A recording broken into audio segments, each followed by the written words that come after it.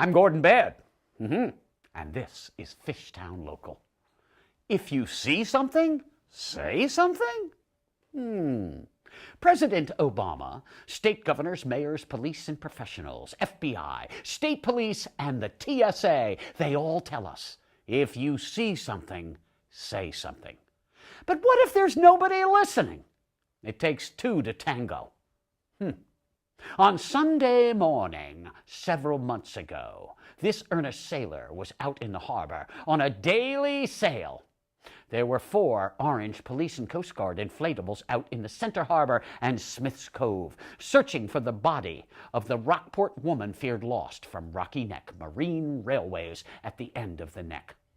My chief aim was to be sure to stay out of their way and keep off to the sides. But then I reasoned that with their long shaft motors, the search boats couldn't get all the way into the shallowest parts of the harbor, in the corners, directly downwind from where she was last seen. So this sail consisted of delving deep into Beacon Marine's back areas, Reed's Wharf's interiors, as well as the old dilapidated piles of Quincy cold storage. By the truck park area is where I searched. Nothing registered from my search until my boat came alongside the long wall of Quincy Americold. After transiting along the big granite foundation wall, a vertical sheer side that could hide nothing, well, that wall gave way to a large recessed area under the big fish plant. Rocks ran up the slope to a back area way underneath, right below the top, that showed a flat shelf up near the high tide line. On that shelf was a twisted mess of canvas, tarps, and an indistinguishable mass of other items that held a suspicious and ominous presence. Right below was a clearly identified yellow floating oil boom that is common in the harbor. I turned the boat around and I headed back towards the search boats. Up in the corner of Smith's Cove was an orange inflatable with Gloucester police markings. Approaching at about 10 feet, there was a driver below and a searcher on the top. "Excuse me," I called, but do you know Quincy Cold Storage?" The searcher's head turned to face me.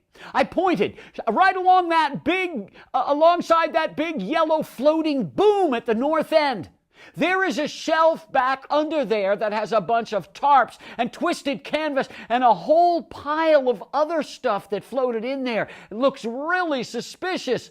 But before the last words were out of my mouth, he had turned away. He had clearly heard me, and the yellow buoys, well, they were visible from a long way away. But he was ignoring me. I couldn't believe it. My boat just floated there to see what they would do. Would they investigate or not? Well, not, apparently, because the boat turned the opposite way as they passed into the center harbor again. At home, I was annoyed enough to tell the story to my wife, including the yellow buoys part, and even mentioning so much for saying something. But then I chose to forget about it. Well, until fast forward to last week, when my wife called down to say, guess what? The woman's body was found exactly where you said it was, by the buoys at the end of Americold.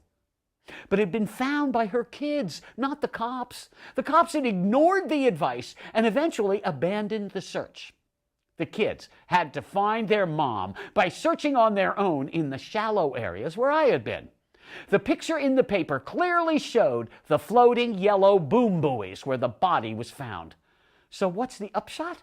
The upshot is that America has entered new territory.